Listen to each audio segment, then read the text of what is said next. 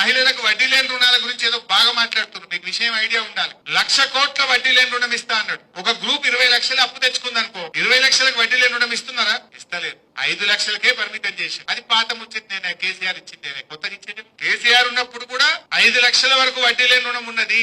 మనం ఉన్నప్పుడు కూడా ఒక్కొక్క గ్రూప్ కి 20 లక్షలు 30 లక్షల లోన్లు ఇచ్చినాము. కొత్తగా కాంగ్రెస్ చేసిందేమి లేదు. నిజంగా నువ్వు 1,00,000 కోట్ల వడ్డీ లేని రుణం అంటే ఆ గ్రూప్ 20 లక్షల లోన్ తీసుకుంటే 20 లక్షలకు వడ్డీ లేని రుణం ఇవ్వాలి. 30 లక్షలు తీసుకుంటే 30 లక్షలకు వడ్డీ లేని రుణం ఇవ్వాలి. కానీ వాళ్ళు ఇస్తున్నది గదే 5 లక్షలు. 2-3 సార్లు నేను ప్రెస్ మీట్ పెట్టి గట్టిగా దబాయించి అడిగిన రేవంత్ రెడ్డిని, సీతక్కను. నోరిప్పలేరు. నేను అడిగిన ప్రశ్నకు సమాధానం చెప్తలేరు. ఎందుకు? గదే 5 లక్షలు మనం ఇచ్చింది తప్ప కొత్తగా ఇచ్చిందేమీ లేదు. మహిళలందరినీ కూడా మోసం చేసిండ్రు. 2,500 మోసం చేసిండ్రు. తులం బంగారం మోసం చేసిండ్రు. స్కూటీ అని మోసం చేసిండ్రు. 1,00,000 కోట్ల వడ్డీ లేని రుణమని మోసం చేసిండ్రు. ఈ రకంగా మహిళలందరినీ కూడా అబద్ధాలు చెప్పి మోసం చేస్తా ఉన్నారు. ఈ విషయాలు కూడా మీకు తెలియని ఏం కావు. అంటే యువతకు మోసం, మహిళలకు మోసం, రైతులకు మోసం. ఏ వర్గం, ఒక పలాని వర్గానికి ఒక మంచి పని చేసిన అనేది లేదు.